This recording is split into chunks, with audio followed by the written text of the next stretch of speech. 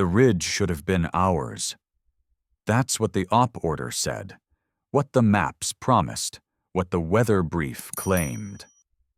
But Black Talon Ridge had other ideas. In less than 10 minutes, a whiteout squall rolled over the spine like a living predator. Radios bled static, and out of the rock itself, the enemy rose 427 entrenched fighters who had been waiting with the patience of roots. 12 SEALs fell back onto a razor-thin cut in the Mountain Widow's Cut. No cover, no time. The only exit already bracketed by mortar fire. The mountain felt like it was choosing sides. At dawn, Black Talon had looked like nothing more than a broken knuckle of stone jutting from darker bones. Cartographers labeled it with numbers. Men remembered it with scars. 12 SEALs climbed through shale and scrub, boots grinding to a rhythm carved by years of training. Every step was a promise to the man on your left, to the man on your right. At 0640, they owned the crest. By 0650, the mountain began clawing it back. It started with wind slight, then savage. Cross-cutting gusts twisted the blizzard the way a fist bruises water. Comms cracked with clipped call signs. Overwatch whispered, glints, north finger. Seconds later, the glints became muzzles. The first burst shattered the rock where Staff Sergeant Kyle Mercer had just steadied his rifle. He hit the dirt, teeth rattling, ears ringing. Return fire ripped the storm like linen torn by angry hands. They didn't panic. They were SEALs. They shifted. Carved sectors, tried to claim inches of earth from a hill that did not want to be theirs. But the enemy had tunneled deep. Fire came from places no map had drawn, from cracks too narrow for men, from shadows that suddenly had teeth. A disciplined withdrawal began. Meters, not yards, bloodless at first, then costly. The blizzard thickened, visibility collapsed, the promise of 12 men surviving the ridge thinned with every magazine. Far below, inside a command vehicle shaking on its springs, Major Arlen Kane stared at the uplink. He had air on call, but the wrong kind. Supersonic. Sleek. Too fast for this knife fight. Black Talon was a bowl full of broken glass. You needed something built to get dirty. Something that could put its nose inside the storm and not blink. Kane's jaw clenched. He hesitated once.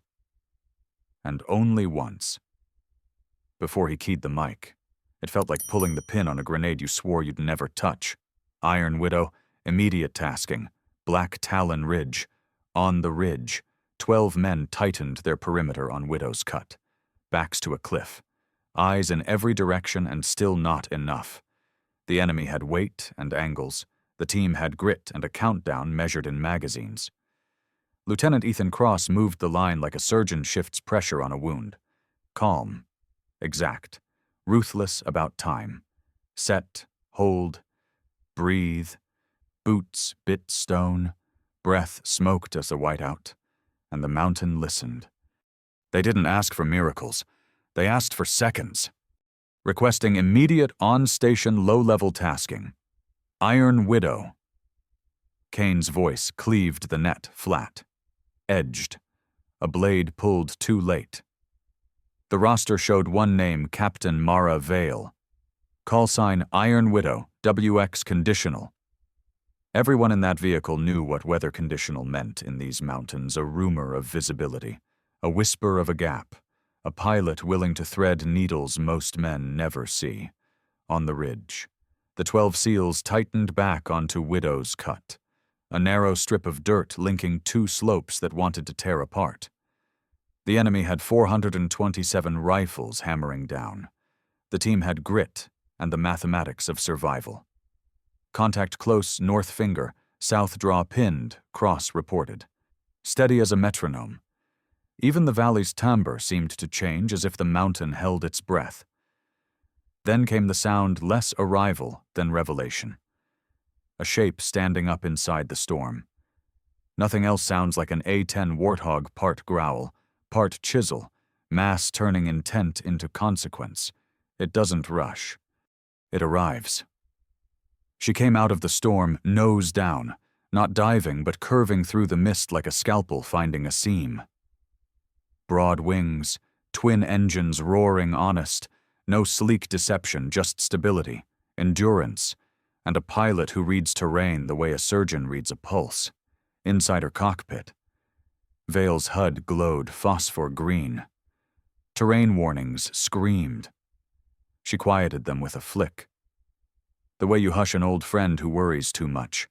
Airspeed low, altitude lower, angle of attack hovering at that knife edge where lift holds its breath.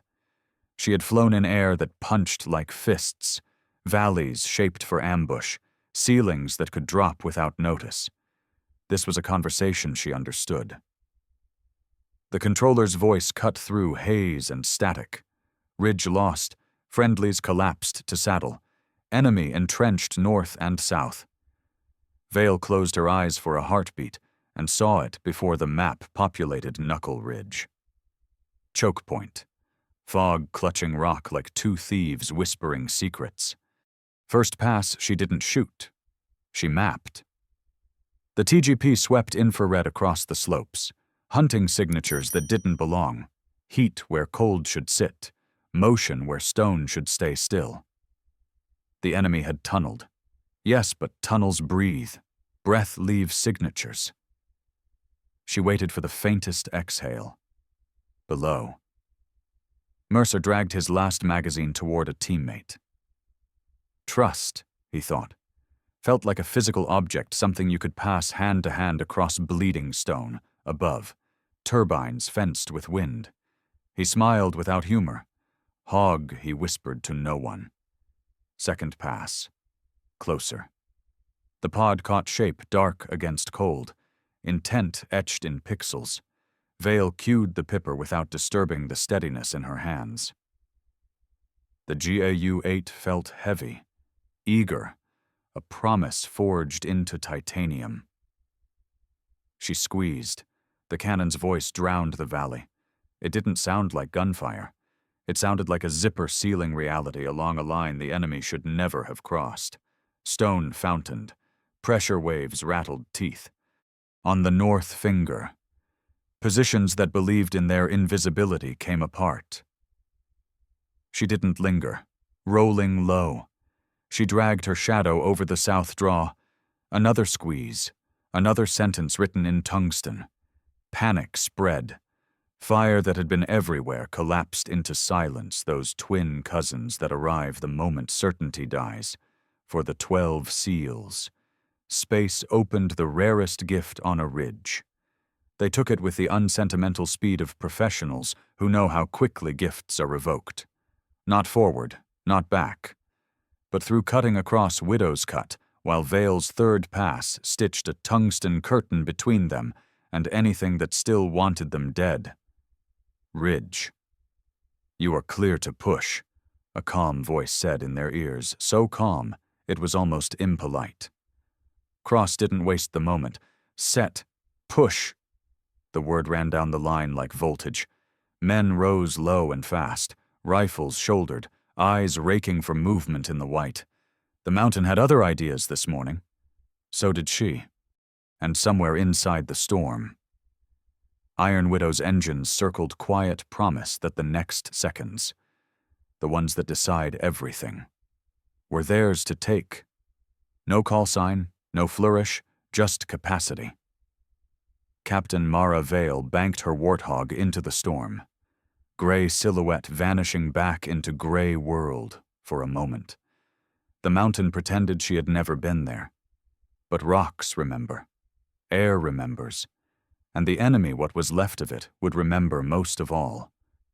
On her kneeboard, a faded photograph shifted. A different mountain, a different year. A ridge she had lost once and never forgiven herself for. You don't always get to fix the first ridge. Sometimes you fix someone else's and call it even. Below. 12 seals rose from cover. Boots biting earth that suddenly felt theirs again. Lieutenant Ethan Cross wasted no speeches. Just set. Push. The word traveled like voltage. Men who had been inches from death surged with the precision of muscle memory. For the first time in hours, the ridge stiffened its own spine. The call sign Iron Widow was not marketing. It was a scar. Years ago, in a valley far away, a convoy had been trapped in fog. They swore they saw nothing until Vale's GIU-8 erased an armored column like chalk under rain. No one remembered her arrival. They only recalled the departure, a low growl fading into nothing. That was when the name began to spread. Soldiers grateful, enemies bewildered. On paper, she no longer flew combat sorties. Training-led, simulator oversight, readiness evaluations, administrative work. But anyone who had shared a cockpit circuit with her knew not on the roster didn't mean out of the fight. Combat hours had carved something permanent into her, a mixture of precision and disregard for limits that could never be captured in spreadsheets. Old habits don't fade. They wait. That morning, the weather brief would have grounded most pilots. Black Talon sat in a wind-shear corridor infamous for slapping aircraft out of the sky without warning.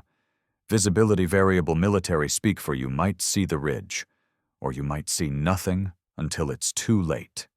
Even drones had failed here. Machines lacked the instinct to read terrain's language. Vale thrived on it, not reckless, never careless. She despised wasted risk. For her, control lived at the knife edge where error pressed close and mastery pressed closer. She'd been in a simulator when Kane's voice came across the net.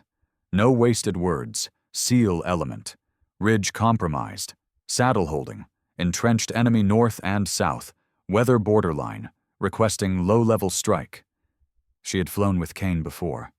She knew the faint crack under his calm. He only used her name when no one else could close the gap. Send the grid. She answered. Already moving. Flight suit on, straps cinched, helmet in hand. Ceremony is for people with time. She had a ridge to take back. On the tarmac, her Warthog waited like an old predator. Paint worn in the right places. Shark mouth grinning, engines muttering like leashed hounds. The crew chief handed over the checklist. She signed without hesitation. 2 AGM-65s, hydropods, GIU-8 loaded heavy with armor-piercing rounds, WX still garbage. The chief warned. Vale's half-smile was answer enough. Garbage keeps them predictable. She throttled up and rolled into the storm. Takeoff was smooth until the horizon tilted and the sky slammed shut. Cloud banks stacked like dirty glass, visibility breaking into shards. Vale dropped low, hugging the terrain. If Black Talon was compromised, so were the approaches. No sense announcing her arrival. Her radar warning receiver pinged, expected, enemy air defense sniffing. She banked left, letting the mountain shoulder the search beam. This was where the A-10 thrived. Sleek jets feared terrain this close. Vale made it part of her flight plan. She saw the fight like a chessboard. 12 SEALs pinned in a saddle, enemy to both flanks, pressure closing like a vice. If she shredded one side fast, the other would shift, creating a gap. That gap was survival, 10 miles out. The wind shear began its cruel games, jostling her frame with shoulder checks. She countered with subtle corrections, every vibration feeding back into her hands like wire alive with current. At 8 miles, the fog swallowed her whole. At 6, her TGP cut through thermal signatures compressed into a kill box too small for 12 men. First pass, south draw. She lined the pipper, loosed a ripple of Hydra rockets. Explosions knitted into a curtain of smoke and concussion. Enemy fire spiked, then faltered. Second pass, north finger. The GIU-8 sang, a metallic roar that drowned even the wind shear. Tungsten ripped through stone and dugouts, collapsing positions that had believed in their own invisibility. On the ground, The seals felt the ridge exhale. "Saddle has space. Move!" The voice in Cross's ear carried the weight of deliverance. That was all they needed. Veil widened for a third pass. Part confirmation, part refusal to let go. Too many ridges had been lost forever. This one would not. Her last burst stitched tungsten across the valley. Then she pulled away, vanishing from sight. Silence followed where certainty had been. Below, lungs filled easier. The chatter of incoming fire thinned into scattered cracks. Cross gave the word, push. No speeches, no rallying cries, just the practiced violence of men who had drilled this motion until their muscles obeyed without asking. They rose low and fast, rifles up, cutting into the north flank. Mercer led the pivot, flanking a nest that had gutted them minutes earlier. Silence met his burst of fire. Too silent, but standing still was worse. He tossed a frag, counted, ducked. Detonation cleared the angle. Cole dropped beside him, covering. Inch by inch they crested the north finger. Hollow pits, ammo caches, escape tunnels gouged into the far slope. Some still smoked, metal and stone reeking of cannon fire. Clear. Rourke called. Quiet, but certain. Across Widow's Cut, Harris and Holloway moved slower. Brutal close quarters bursts chewing through desperate defenders, still clinging to rocket-scarred earth. Short, savage firefights, boots sliding in shale, mud slick with blood. But the psychological edge had shifted.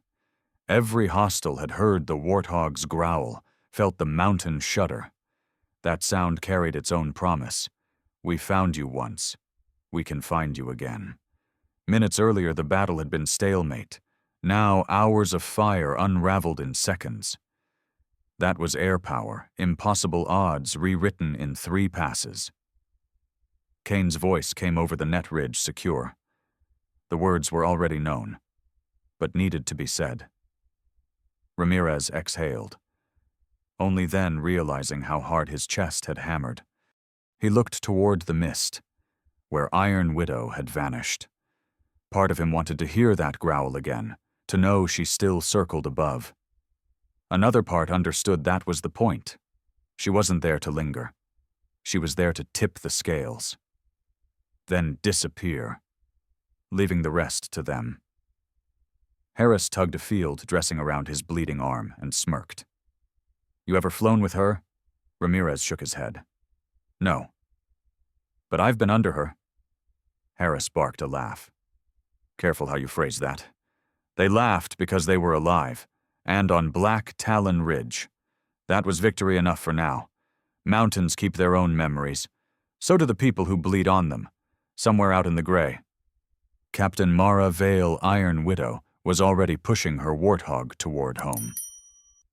The mission was sealed in silence, carried in the space between her and the ridge she had given back, behind her canopy.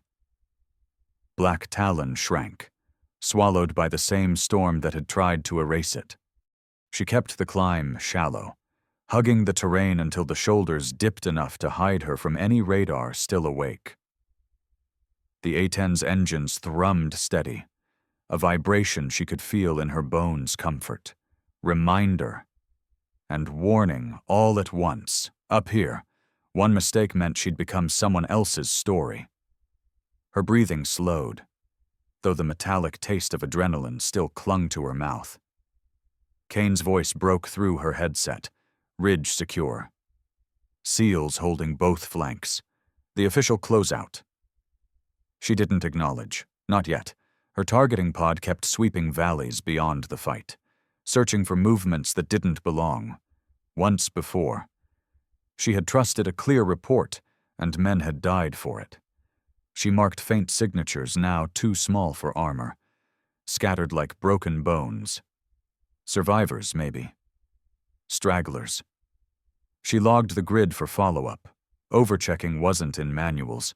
It was something scars had taught her. The warthog shuddered in a wind-shear pocket. Vale rode it like a horse testing its rider loose when she needed. Iron when it counted. For most pilots, this part of flight was the danger. For her, it was home. Iron Widow. RTB, Code 7, Tower's voice cut in, small with distance. She answered with 2 clicks. No words. Words were wasted when the ridge still echoed inside her chest. Her eyes drifted to the kneeboard, to the same grainy photograph she had carried since her first deployment. A dozen faces caught mid-laugh, a mountain in the background. One of those men had lost his ridge years ago, not for lack of fight, just for lack of air that could stay low. Hit hard. And linger. Today she'd given that chance to someone else. That was enough. Breaking the fog line. The world lit molten gold as the sun struck her canopy. Peaks stretched endless, blue-black against the horizon. From up here, Black Talon looked like just another line of stone. But Vale knew its weight. She'd heard it in the crack of Cross's voice before it steadied, in the urgency under Kane's tone, in the way 12 men refused to run. The airstrip shimmered ahead. A thin line cut into rock. Vale lined up for approach, throttles easing, behind her. 12 SEALs dug in among shattered stone, still alive because she'd arrived. They didn't see her face. They didn't need to. For them, she was a growl in the storm, a shadow with teeth. Tomorrow another call might come, another ridge, another fight, and when it did, Mara Vale would be ready. Not for glory, not even for victory, but for the quiet satisfaction of giving someone else a chance to hold the line. Because sometimes seconds are all it takes to change a battle, and all she's ever needed was a few.